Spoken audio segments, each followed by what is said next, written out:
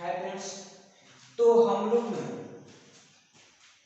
Class 9 का जो chemistry start किए थे हम लोग एटम्स एंड मॉलिक्यूल्स चैप्टर, उसमें का पहला वीडियो हम आप लोगों के पास भेज दिए हैं रिकॉर्ड करके। अब पार्ट 2 उसका स्टार्ट करने वाले हैं। तो पहला वीडियो में एटम का बेसिक कॉन्सेप्ट हम आप लोग बताए हुए थे, उसके थ्योरी के बारे में कुछ बेसिक कॉन्सेप्ट हम बताए हुए थे।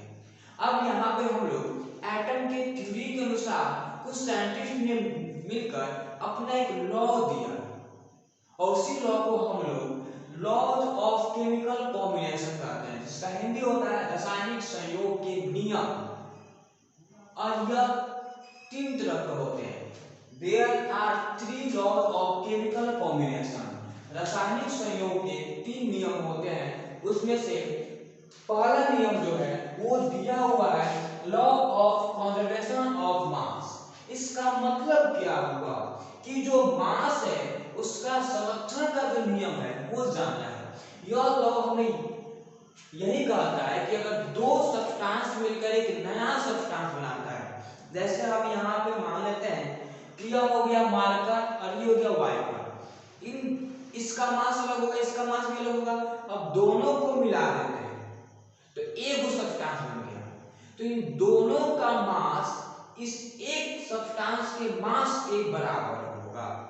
इसका मतलब अगर कोई रिएक्शन हो रहा है, अगर किसी दो सब्सटेंस को मिला रहे हैं, जैसे मान लीजिए कि ये दो सब्सटेंस हो गया, इसका मास अलग होगा, इसका मास भी अलग होगा, लेकिन दोनों को मिला दें तो ये एक सब्सटेंस बन गया। तो इन दोनों का मास जितना होगा ना उतना ही मास इसका भी होगा। वही कहना चाहते हैं। अर्थात किसी भी रासायनिक अभिक्रिया में हम मास को न सृजन कर सकते हैं न ही नष्ट कर सकते हैं। सृजन का अर्थ होता है कि मास को बनाना, तो मास को बना भी नहीं सकते और मास को नष्ट भी नहीं कर सकते।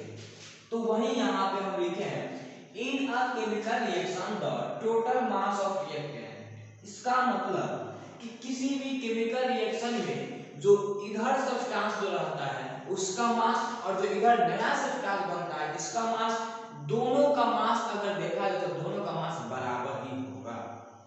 आगे समझिए। तो एक और स्टेटमेंट यहाँ पे निकलता है कि ये मास को नहीं हम बना सकते हैं नहीं डिस्ट्रॉय कर सकते हैं। वही लिखा था किसी रासायनिक अभिक्रिया में मास का न सृजन या न नष्ट किया जा सकता है। अर्थात उसका हम सृजन भी नहीं कर सकते, बना भी नहीं सकते और नष्ट भी नहीं कर सकते। ये हुआ। तो इस तरह से इसके बारे में हम स्टडी किए। अब इसमें अगर हम कुछ एग्जांपल देखते हैं, इसको आप लोग उतार लीजिए लोग, उसके बाद हम लोग यहाँ पे एग्जांपल देखेंगे। तो यहाँ पे कुछ हम लोग एग्जांपल समझेंगे, लेकिन यहाँ पे उसका निष्कर्ष निकलता क्या है कि जो रिएक्टेंट इसका ही अभिकारक होता है। तो यहाँ पे हम बता रहे हैं आप लोगों को कि अभिकारक का जो मास होता है, अभिकारक का भार या ये जो होता है उत्पाद के भार के बराबर होता है। किसके बराबर होता है? उत्पाद के द्रव्यमान के बराबर होता है। यह इसका निष्कर्ष निकलता है। इसका मतलब कोई भी रिएक्शन हम लोग देखते हैं, एग्जांपल में देखा जाए एक हमारे पास कंपोनेंट है, उसका नाम है कैल्शियम कार्बोनेट CaCO3। इसे हम लोग क्या कहते हैं? इसे हम लोग कहते हैं कैल्शियम कार्बोनेट कहा जाता है। यह क्या है? Calcium carbonate. और इसकी मात्रा जो है 100 G है। ठीक है, G क्या होता है? तो यहाँ पे इसको हम जब डिकम्पोज हम करेंगे, डिकम्पोज मींस होता क्या? अलग अलग बांटना, हीट देना। तो यहाँ पर होगा क्या? ये कैल्शियम ऑक्साइड और कार्बन डाइऑक्साइड में डिवाइड हो जाएगा। इसका मतलब ये CaO को हम क्या कहेंगे? कैल्शियम। O से क्या होगा? ऑक्साइड। और CO2 को हम क्या कहते हैं? इसको कहते हैं कार्बन डाइऑक्साइड कहा जाता है। अब यहाँ पे मेन बात है कि कैल्शियम ऑक्साइड हम मानते हैं 100 ग्राम है, तो ये होगा अप्रॉक्स 60 ग्राम हो जाएगा। और यहाँ पे ये CO2 जो होगा ये 40 ग्राम हो जाएगा। अगर इतना नहीं होता है तो इक्वेशन मेरा गलत है। तो इस नियम को सत्यापित करने के लिए यहाँ पे हम क्या करेंगे, इसका सॉल्यूशन करेंगे। तो यहाँ पे लिखेंगे वी नो दैट का मतलब क्या होता है हुआ, हम जानते हैं कि, क्या हम जानते हैं कि, लेकिन कहां से जानते हैं, अकॉर्डिंग टू, क्या, according to law of conservation of मास।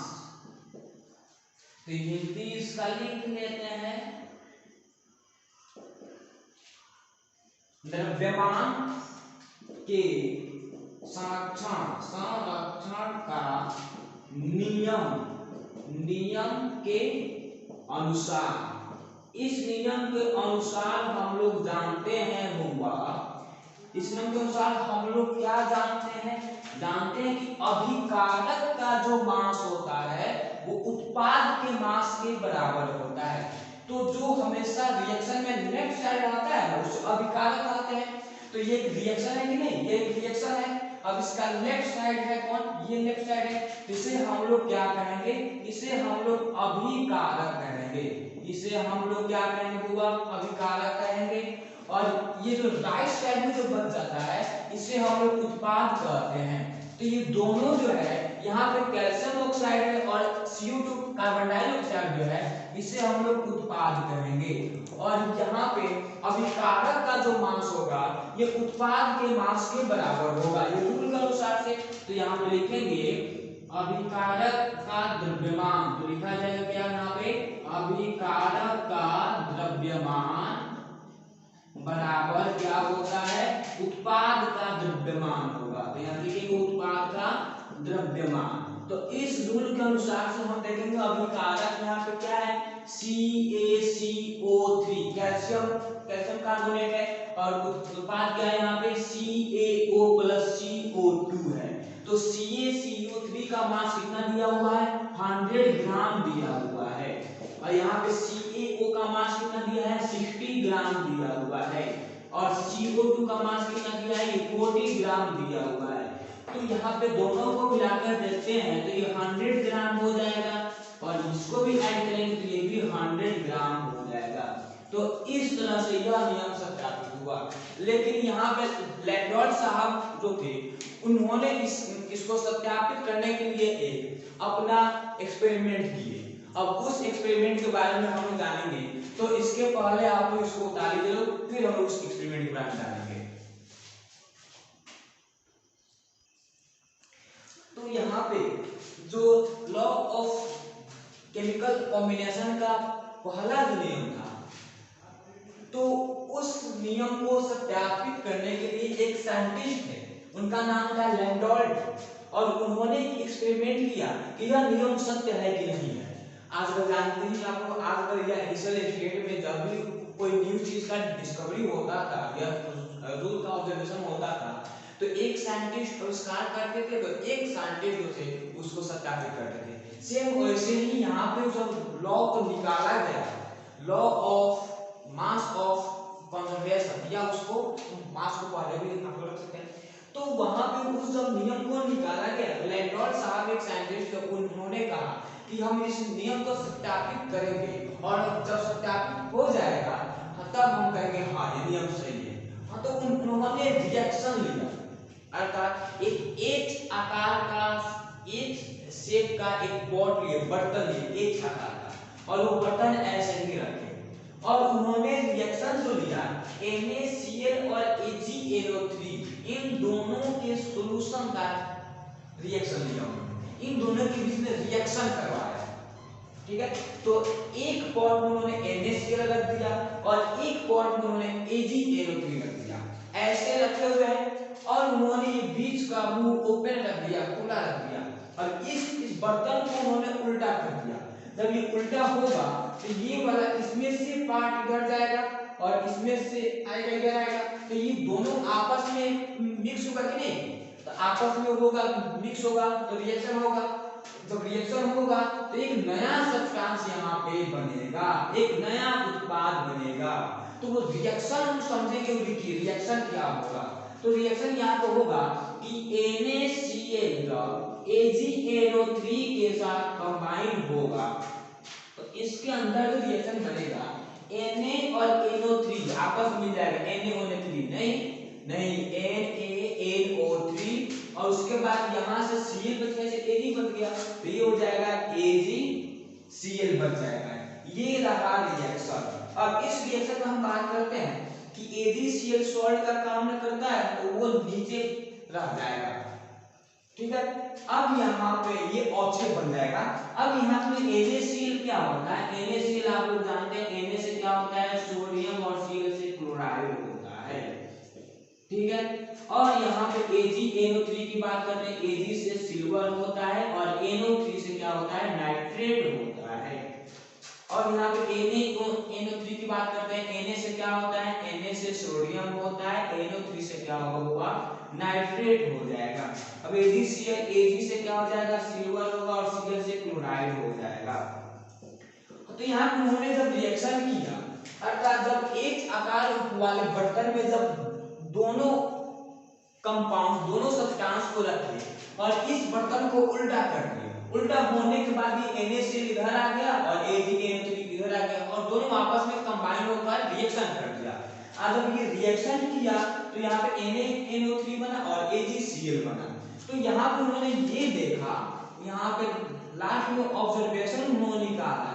अब ये ऑब्जर्वेशन क्या है ये हम लोग समझेंगे। ऑब्जर्वेशन में होता है निष्कर्ष, ऑब्जर्वेशन में क्या होता है, निष्कर्ष होता है। और यही निष्कर्ष उन्होंने निकाला कि इन दोनों का मास इन दोनों के मिलने से ना हल बना है, जब ये नहीं मिलता तो है नहीं ना बनता, तो इसलिए अभी कारक कहलाएंगे और ये उत्पाद कहलाएंगे। तो यहाँ पे उन्होंने ये देखा कि मास ऑफ क्या क्या होगा, NaCl एडिशन AgNO3 अर्थात इन दोनों का मास बराबर है किसके, मास ऑफ इन दोनों के NaNO3 एडिशन AgCl, और उनका ऑब्जर्वेशन के अनुसार इस नियम का सत्यापन हुआ। तो हम लोग यहाँ पे स्टडी किए पहला नियम के बारे में। अब ऐसे ही बात करते हैं, ऐसे ही और दो और है नियम, उसके बारे में जानेंगे। तो अभी एकांत आप लोग इतना उतारिए लो, फिर हम लोग अगले नियम जो है अगले क्लास में स्टडी करेंगे। तो इतना आप हम लोग स्टडी किए लो बस। तो एटम का बेसिक कॉन्सेप्ट हम बताएं, उसका कुछ थ्योरी हम बताएं आप लोगों को, उसके बाद केमिकल कॉम्बिनेशन का जो लॉज होता है उसके बारे में हम बताएं। अब इतना सब हो गया, फिर इसके बाद हम लोग अगले वीडियो में अगला नियम पढ़ेंगे। तो इसको आप लिख लीजिए।